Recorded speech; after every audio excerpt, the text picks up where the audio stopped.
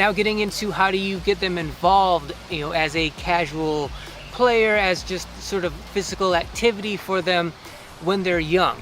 It's important that when you're doing this, when you're trying to encourage them to play basketball, really it just comes down to having them exposed to as much basketball as possible. So like in the home, that means having them have a basketball that's their size, that's appropriate for them, their height, that they're able to handle and use. A lot of players, a lot of kids who are, starting to get involved in basketball, they spend a lot of their time, maybe even the majority of their time, not really using the basketball, but just handling it. You're just having it in their hands and just spinning it and, just sort of like fiddling with it, right? Just sort of, getting used to having a basketball in their hands, getting used to the feel of a basketball in their hands, getting used to sort of the weight and how it moves, how it spins, how it hangs in the air when they toss it.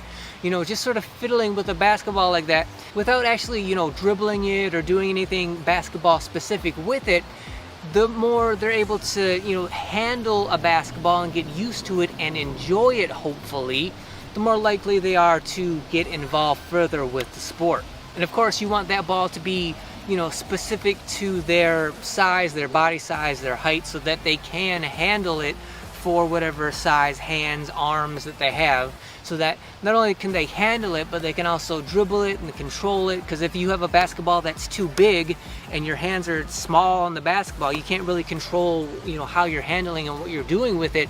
You definitely can't dribble a basketball or shoot a basketball that's too big for your hands. So you want to, keep basketballs around that are size appropriate for your kid and have them, readily available all the time, in their visual, field, so that if they happen to see a basketball, then they're more likely to use it. If they don't see it, if it's in the other room or a toy box or something, it's less likely they're going to use it. So keep the basketball in visual range, that's size appropriate for them as often as possible.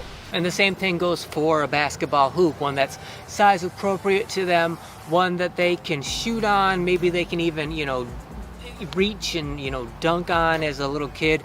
Whatever exposure they can have to sort of basketball-esque movements, activities that are readily available to them, the more exposure they have to it, the more likely they are to gravitate towards that sport